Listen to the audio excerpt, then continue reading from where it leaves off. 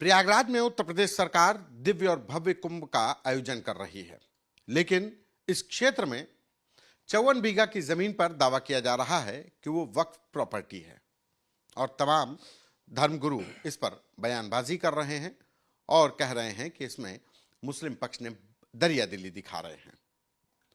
हमारे साथ बात करने के लिए बीजेपी के सीनियर लीडर मोहसिन रजा जी हैं।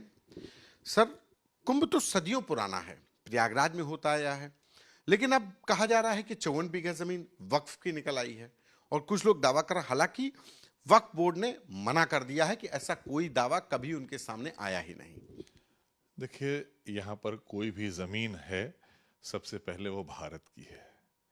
अगर आपको संरक्षण के लिए मिली है, आपके खाने पीने के लिए मिली है, तो हमको सबको भारत का शुक्रिया अदा करना चाहिए, ना कि इस तरह के अनर्गल दावे करना चाहिए।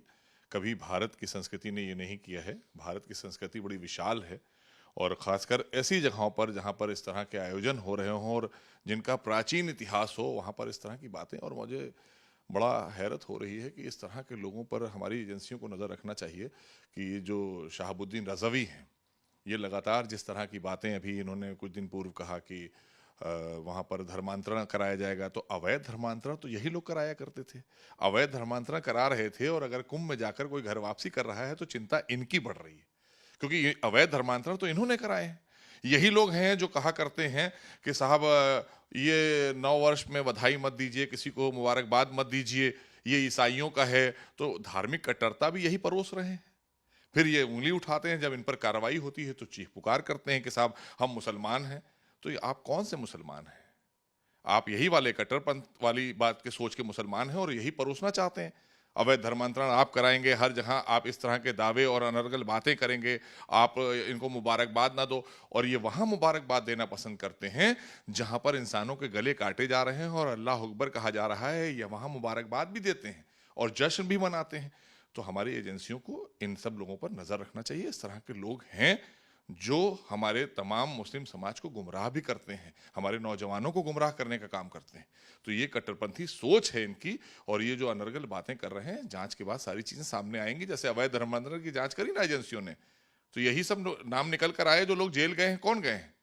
कौन करा रहा था? और आज इन्होंने अगर इस तरह की बातें शुरू की हैं तो मुझे लगता है कि हमारी एजेंसियों को बहुत सतर्क रहना चाहिए और इनके खिलाफ भी जांच करना चाहिए कि आखिर इनके पीछे कौन लोग हैं।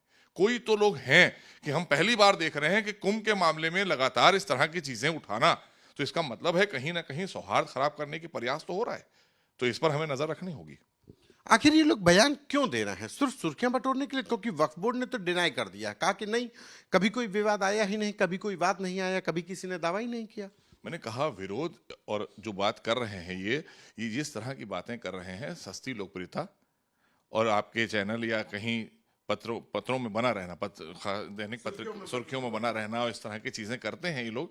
लेकिन मुझे लगता है कि ऐसे लोगों पर हमारी एजेंसियों को बहुत पैनी नज़र रखना चाहिए, क्योंकि इस तरह की चीज़ें लगातार अगर उठ रही हैं और वहाँ पर 50 करोड़ श्रद्धालु आएंगे जो अचमन भी करेंगे, डुबकी भी लगाएंगे, श्रद्धा के लिए आएंगे, तो लिहाजा ऐसे लोगों पर नजर रखने की जरूरत है। क्योंकि एक भव्य और ऐतिहासिक होने जा रहा कुंभ है जो पूरे विश्व से लोग भी आ रहे हैं। देश के तो आएंगे ही करोड़ों करोड़ लोग, 50 करोड़ की व्यवस्था की है आदरणीय योगी सरकार ने, लेकिन और भी जो विदेशों से लोग आएंगे, तो इनके ऊपर नजर रखने की जरूरत है कि इस तरह के बयान ये क्यों दे रहे हैं और किसके इशारे पर दे रहे हैं।